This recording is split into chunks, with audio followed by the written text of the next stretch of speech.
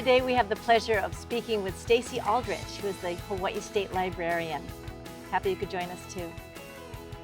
So good to see you again. Aloha, thank you for having me. Yes, and thank you for being here at the Waikīkī Shell, which is perhaps as historic as where you work. Absolutely, and I have to say this is my first time here, and to be on stage and to look out and just imagine all the amazing people who've performed here and who have enjoyed music and stories. I'm overwhelmed, actually. Well, and it sort of resonates with the project you have going on right now. Absolutely. So we're very excited. We're partnering with the Music for Life Foundation, and they are providing ukuleles in our libraries that we're allowing people to check out. So our libraries, right now we have Nanakuli, Ainahaina, Waimanalo, and tonight we're launching at the Hawaii State Library. It's a great opportunity for people to come in, check out ukulele, learn how to play it, and then maybe decide later that they want to buy one or check out another one. It seems a bit of an oxymoron to have music in a library where you're supposed to be quiet. But at the same time, knowing your vision for the state libraries and how lifelong learning and bringing one's spirit out through reading, through music, it's very coherent. Absolutely, and I think music is just another form of storytelling. And so our libraries really are about our collective stories, and having music is just another form of story. So sometimes our libraries are loud and sometimes our libraries are quiet, but they're places where people can enjoy all kinds of stories in all kinds of formats.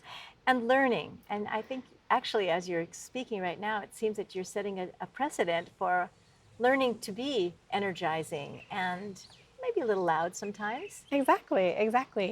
We have some of our librarians are now learning to tune ukuleles, and they're learning how to play so they can have small classes to get people started learning the ukulele. So it's exciting for everyone. We're learning, and we're hoping we can create more opportunities for the community to learn.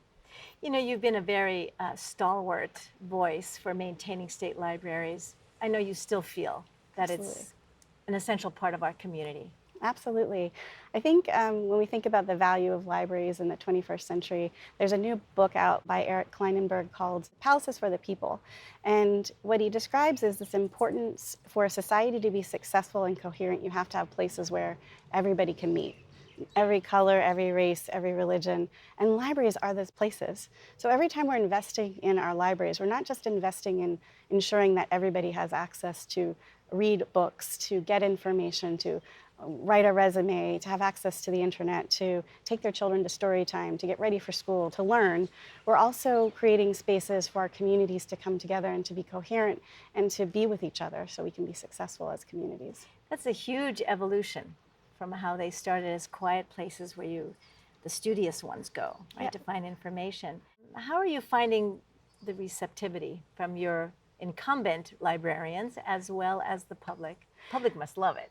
There are a lot of people who value quiet. It's hard to find quiet spaces. I was at the beach one day and there were drones flying around. I thought, oh, all I want to do is like have some peace and quiet. So there's still a role for libraries being a quiet place, but we also have these activities going on where kids are getting excited and they're learning and they're doing experiments and they're reading together and playing together. And then we have these quiet times where people are studying and tutoring each other and helping each other. So the mix is interesting. Some people, we do get complaints about being too loud sometimes. But I think that mix of community and of all of us coming together and realizing there's give and take in all of our spaces because we have to play nicely together so everybody has an opportunity to share the space. People have said books are obsolete because you can get them on Kindle. That's something, you know, as an author myself, I hope they're not obsolete. You know, I still like to feel the texture. And as you said, this book that you're recently reading, there's meaning.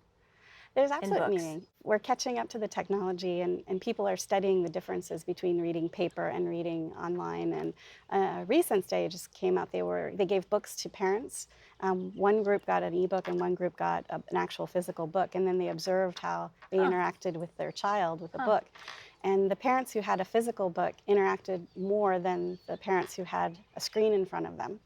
And so I think the physical objects actually bring out something different. And there's a room for ebooks too. I mean, when you're traveling, it's nice to just download a whole bunch of free ebooks from Overdrive at the public library or an audiobook.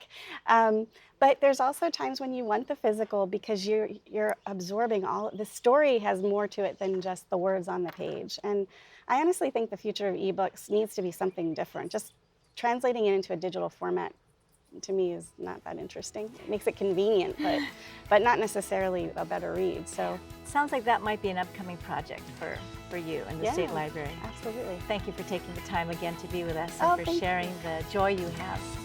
We just had the pleasure of meeting Stacey Aldrich, who is the Hawaii State Librarian. Aloha.